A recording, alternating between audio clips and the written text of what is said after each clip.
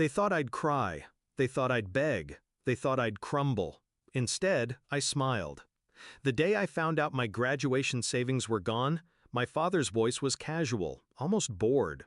"We needed it," he said, not looking at me. "Family comes first."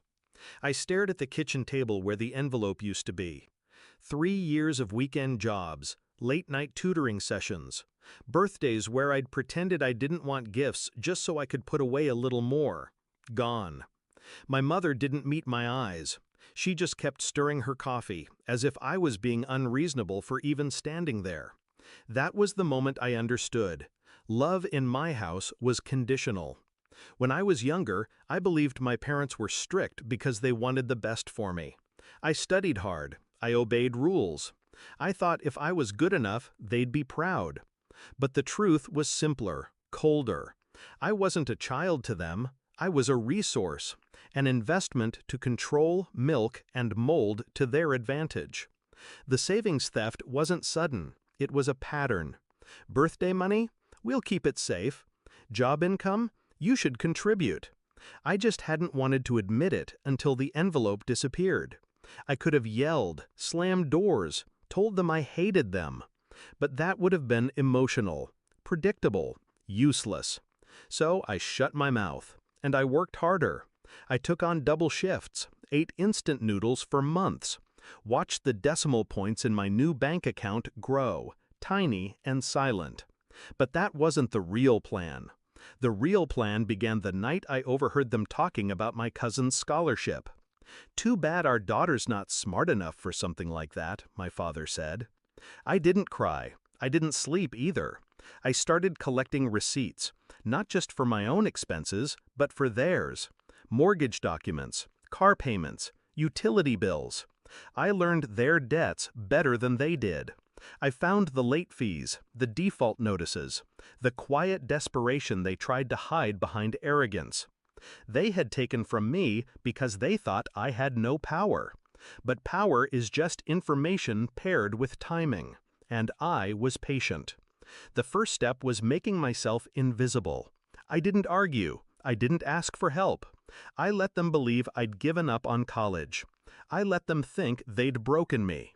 Then I applied for every scholarship within reach, local, national, obscure private grants. I forged an independent status, proving I was financially estranged from my parents. Every rejection taught me how to write the next application sharper, stronger. By spring, I had more than enough for tuition, books, and living expenses. But I didn't tell them. Instead, I dropped casual comments about how I was still figuring things out and might just work full-time for a while. They nodded, satisfied. They had no idea I was already accepted into a top university 3 states away. The second step was my insurance policy.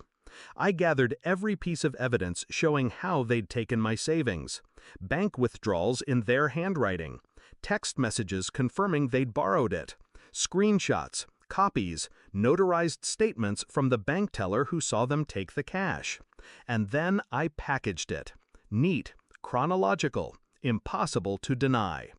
The night before I left, I told them I'd be moving out. I didn't say where.